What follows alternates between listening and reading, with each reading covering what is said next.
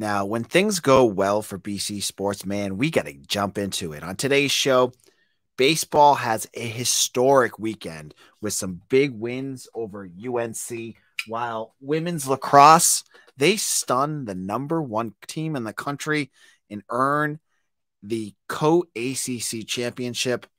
We're going to get into all of this and more on today's Locked On BC.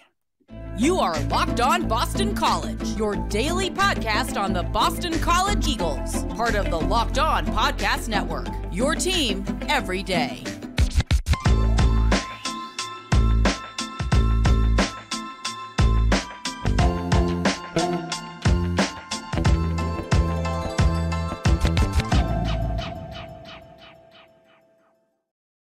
This is Locked On BC. I am your host, AJ Black. I'm the editor and publisher of Eagle Insider. Before we jump into everything, I want to thank the 1,000 subscribers out there that have subscribed to our YouTube channel. Thank you all so much. We did this faster than I could have ever dreamed. Thank you, thank you, thank you. And this is going to be a special episode. This will be a fun one, as we're going to get into the good stuff, as this was a very, very positive weekend for BC sports. But before I do that, let me tell you, this episode is brought to you by FanDuel Sportsbook, official sportsbook of Locked On. Make every moment more. Visit FanDuel.com/LockedOn today to get it started. All right, this weekend, BC baseball. We'll kick it off with baseball first. They were falling. The season was starting to go off the rails a little bit. We just saw it earlier this week. UConn comes in. Not only does UConn beat BC, but they mercy ruled them. That's not a good sign, right? Like when you get mercy ruled, the weekend before you were swept by Louisville, things were starting to look like maybe, this team wasn't going to be as special as we had thought it was going to be for a while now. That being said, they had a huge series this weekend going down to Chapel Hill.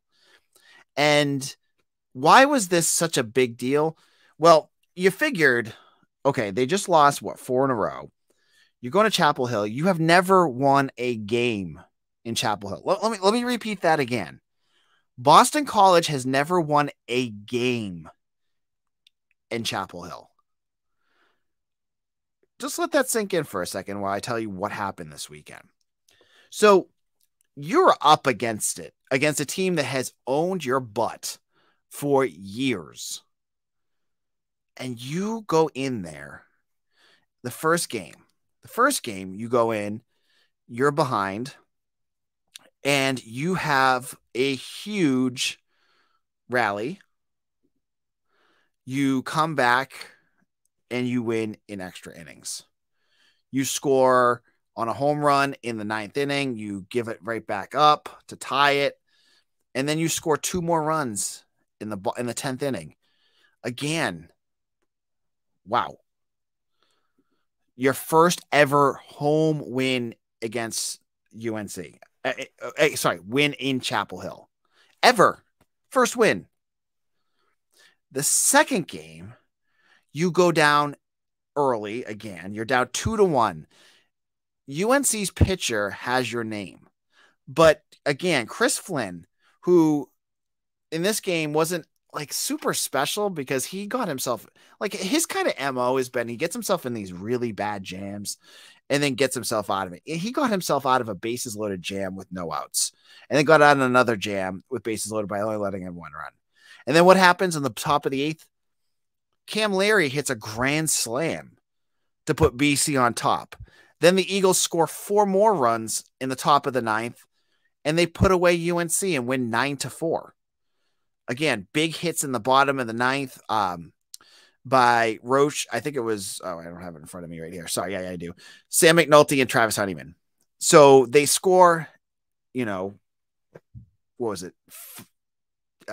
8 runs in the last 2 innings. Again, magical play right here. Again, they've won the series. You're feeling good at this point, right? BC, just winning a game against UNC would have been a big deal. They've won 2 now. And you're like, okay, they've won the series. Sunday, whatever. What happens on Sunday? Well, they get another great start. This time by by John West and Eric Schroeder, who led up between the two of them only 2 earned runs in 7 innings. Again, defense, not letting runs score when there was runners on base. And they go up in the 5th inning, they tie it. And in the 7th inning, they get 3 runs on a sac fly by Leary, a single by Guzman, a single by Cimini. And then, a fly out sac fly by Mercado. And then at the top of the 8th, Travis Honeyman hits another 2-run home run. They win 6-2. Folks, BC, who had never won a game against UNC, goes in there and they sweep the Tar Heels. UNC was ranked 18th in the country. They were basically tied in the standings. If there was any game that put BC back on the map, that got them, that any scenario that could have got them back into all the projections at the end of the year, this was it, folks. They needed this win. You know, they're second in the ACC Atlantic. They're never going to catch Wake Forest. Wake Forest is a juggernaut right now. But Clemson's starting to nip at their heels, and they get Clemson at home next week. BC, you know, what they just did was magical, is what I'm getting at here. What they did was something very un-Boston College. This was something you don't expect from Boston College in any sport. We've lived and breathed Boston College athletics. Unless it's hockey, you've seen teams just falter when things start to get like this. You don't see teams pick, especially a team like baseball, a team that has been historically, you know, near the bottom of the ACC. Last year, they were horrible. I wouldn't even cover them on this because I didn't want to depress all of you guys because they lost so much. But this is a very different team. Now, they go, this series has probably, you know, cemented them, because after the loss to UConn, I was thinking, okay, they're going to lose to UNC a few games. They're going to get knocked out of the top 25. Nope. They're going to go right back up. This is going to help all of their, you know, projections for the postseason. It's going to help them in the top 25. A sweep of UNC. UNC is a national powerhouse every single year in baseball. They always produce MLB level talent. They are a national contender. They are very, very good. And BC won 3 games in a row. And they did it in all sorts of different ways. They're not the prettiest team out there. Their pitching can be frustrating at times and their hitting can disappear. But man, BC does it when they need to do it, and they won. So what comes up next for BC? They get URI this week. Hopefully that'll be a win. Then they have, I have it in front of me, pull it up, UMass Lowell on Wednesday. So get 2 midweek games. You hope that they just pull through and win both of those. URI's on the road. Then they have a 3-game set against Clemson next weekend. Folks, I'm going to be there. I'm going to try to go to the Sunday game, I think. I'm going to take my son to it because he had a blast going to it last time. As long as the weather's good. This is a series, again, last weekend when I went during the spring football game, there were upwards of 3,000 fans at that baseball game. This program has come such a long way from, what was it, 10 years ago when you were watching baseball from the concrete ramp to Beacon Street garage. You had to stand that or the metal crappy bleachers. Very different experience. I hope folks get to these games because this is a fun team. They need the support. And as they said against Duke, the fans there do make a difference. So hopefully we'll check that out. Now, in a moment, I'm going to get into women's lacrosse. And I want to talk a little bit about what this team has been doing and where they're going. Because, again, a team that has been the epitome of excellence are playing their best game right now heading into the postseason. We'll get into that in just a moment. But before I do that, I want to tell you all about our good old friends over at FanDuel. FanDuel is the official sportsbook partner of the NBA and for MLB too. With grand slams, no hitters, and double plays, they're back, and there's no better place to get in on the MLB action than FanDuel, America's #1 sportsbook. That's because right now, new customers can step up to the plate with a no-sweat first bet of up to $1,000. Just go to FanDuel.com/lockedon to sign up. Place your first bets and get up to $1,000 back in bonus bets if you don't win. You can do anything. If you think that Rafael Devers is going to hit a home run, or total bases for Rafael Devers, or I like Rafael Devers, so I'm going to tell you all the prop bets on him. Or if you just think the Red Sox are going to win, you can go there and you can find all those bets on FanDuel. So don't miss your chance to get a no-sweat first bet of up to $1,000 when you join FanDuel today. All you do is go to FanDuel.com/lockedon to sign up. FanDuel, the official sportsbook partner of MLB. This is Locked On BC. I am your host, AJ Black. And again, 1,000 subs on YouTube. Thank you all so much. For all of you that were early listeners, and I got a few out there, Bruce McLaren, Frank Ryan, our usual guys that are out there. Thank you, thank you, thank you. But I want to get into women's lacrosse. And I got some crap online late last week when I didn't mention this game.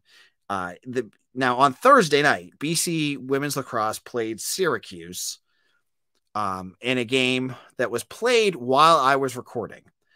Now, I mentioned the game. I even mentioned an update on stats that they were losing when I talked about it.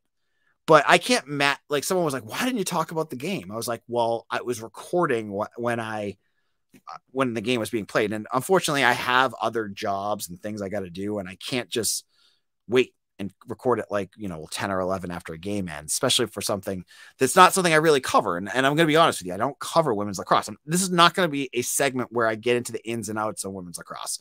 I don't cover them. I do enjoy watching them, but I don't know much about it. I don't even know the positions in lacrosse. I just know BC has a very good team.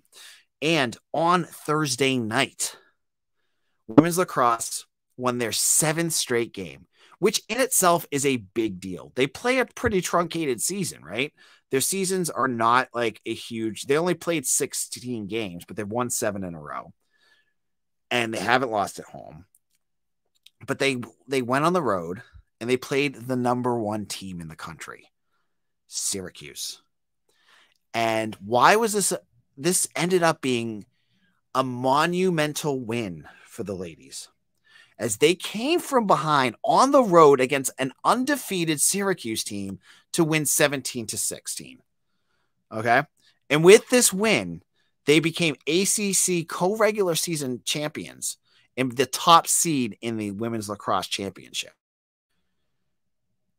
This was a big deal because Syracuse had a 5-goal lead 5 different times during this game.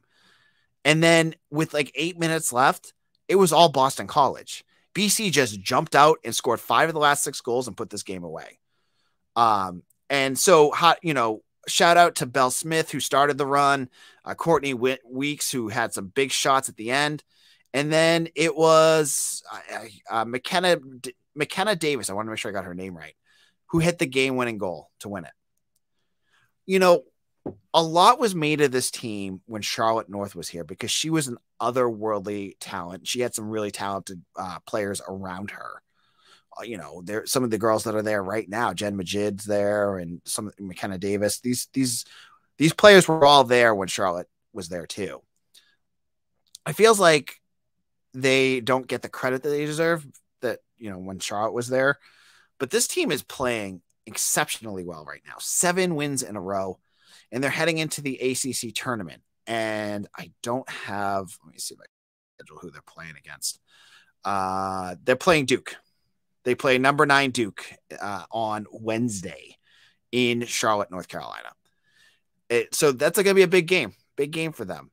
But, I don't expect baseball to win the ACC championship. Remember, BC has not won an ACC championship since being part of the conference. It would be really cool if it was the women's lacrosse team. And this is a group that really deserves it, because I also want to give just a small story.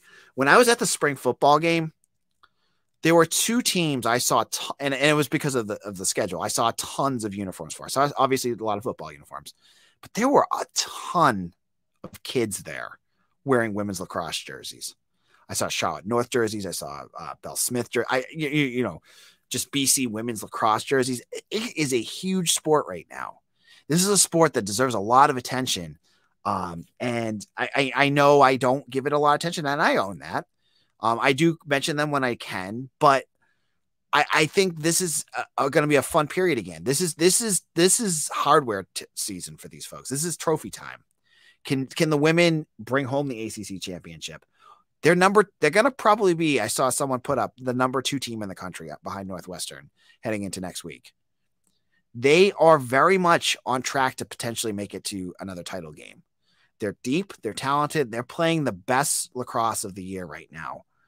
And so we'll have to wait and see. So hopefully on Wednesday, if folks are looking for something to watch, that game will be televised. It's going to be, it doesn't have it announced yet. It's probably going to be on ACC Network or ACC Network Extra. So you can get it there. Okay. Now, in our final segment, I want to get into, and I apologize, I had the wrong picture up. I was just looking at stats while I was talking. In our final segment, our user asked a question about Quinten Post and Earl Grant. And I want to get into a question that he brought up, whether Earl Grant is too reliant on, is BC a product of Earl Grant or a product of just Quinten Post being the man? We'll get into that in just a moment. This is Locked On BC, AJ Black. Thank you all again for listening. Thank you all who have subscribed. I love you all. If you are an everydayer, thank you so much. This is a new term that we're using throughout the Locked On network, and I'm digging it. Everydayers are those guys and gals that listen to our Locked On shows every single day. I bet you guys are out there. I know a bunch of you are. If you're an everydayer, shout it out in the comment section. You guys are all awesome. And you're the reason I do it, and the reason I still have a job. I don't do this just so I can hear myself talk. I want to make sure that you guys get all the information. You guys get some really interesting things to talk about, and keep Boston College in the forefront, because that's, I cover the team. Someone was asking me about this the other day. They're like, why are you a fan charging behind a paywall for my site? I'm like, I'm not a fan. Well, I am a fan, but my force first and foremost is I cover the team, right? If you go to Eagle Insider, you get all the top recruiting news. Between me and Mitch, you're going to get all the football stuff.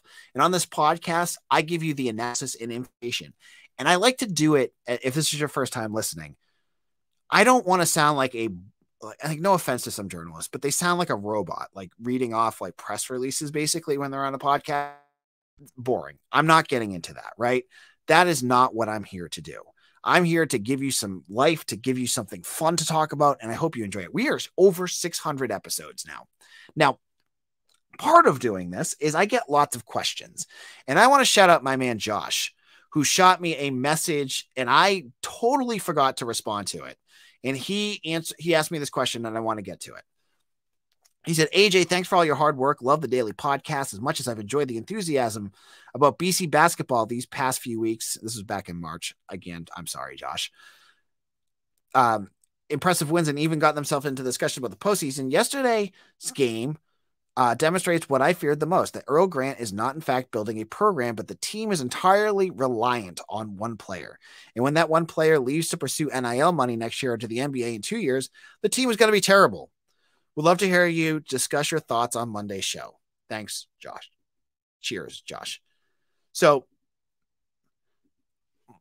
what I wanted to get to here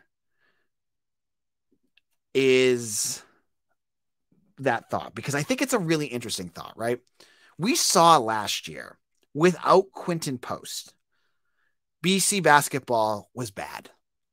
Just frankly, they were bad, right? They lost to UNH, they lost to Maine, they lost to Tarleton State. The offense was completely disjointed. They were a bit of a mess. He comes back and everything gets better. And I think Josh brings up a really good point here, and one that I'm contemplating, and I'm not sure how to answer it yet. Is BC a complete team, or a team that's going to be built directly by Earl Grant, or are they just a product of Quinten Post, and when they leave again, they're just going to fall back to the bottom of the conference? So my thought when I looked at this question is looking at what Quinten Post, and looking at, are there other guys that will be able to do that at the level he does when he leaves? He's not the biggest. I mean, he's big.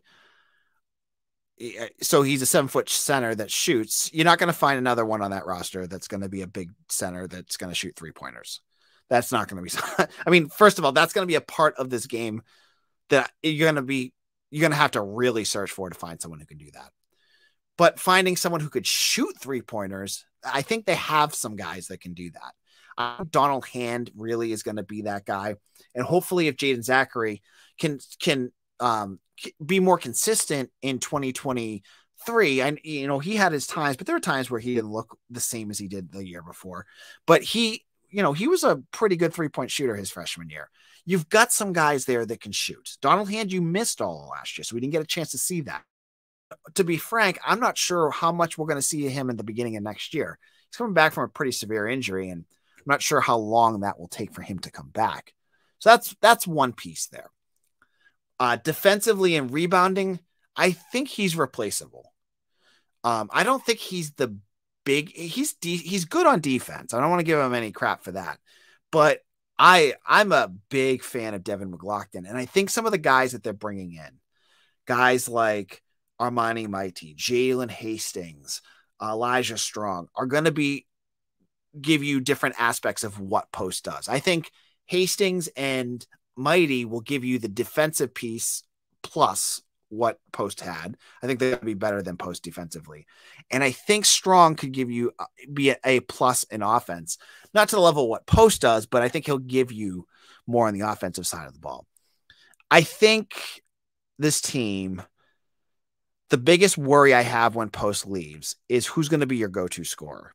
I think the guy will be Donald Hand, with, a guy like Devin McLaughlin kind of really, evolving into more of a scorer down low, but it is a concern. And so to answer Josh's question, I honestly don't know.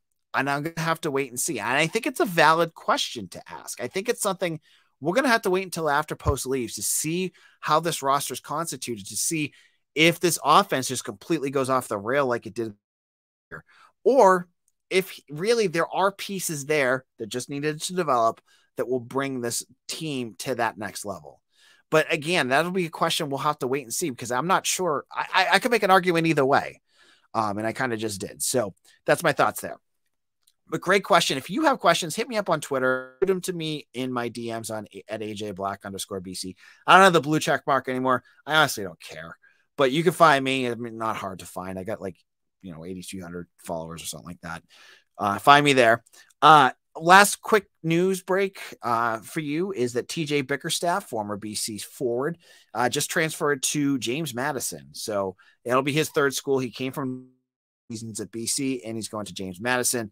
BC has one more scholarship to use. I haven't heard them linked to anybody. So Trey White, a 6'7" wing from UNC.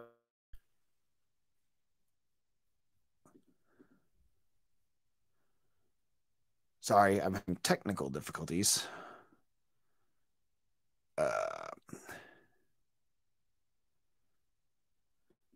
Sorry, I was having a little technical difficulty there.